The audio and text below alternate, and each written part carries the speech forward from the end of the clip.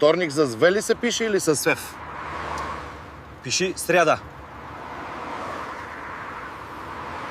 Майко, инвестирах всичко в криптовалути и се меса в апартамент под наем. Браво, сине, много се радвам за теб. Но ти също се изнасяш. И онази с нощи какво? Какво? Тък му щях да го сложа, тя не си вдигна телефона. Туалетна хартия по време на кризата с COVID беше най-купуваният продукт, защото ако един човек кихнеше, 3 души се изцапаха. Докторе, имам проблем. Когато някой ми направи комплимент, аз спя с него. Днес си много красива. Скъпи, от днес сексът с мен струва 100 евро. Имам само 50. Ще ти дам назаем, успокой се.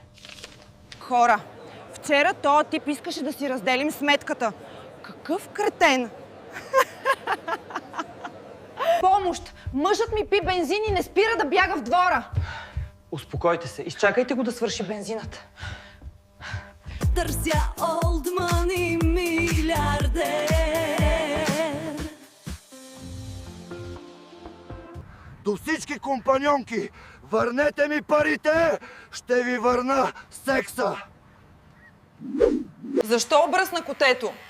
Чух татко да ти казва да обръснеш котето и аз го направих вместо теб. Ако пощальонът носи писма, какво носи куриерът?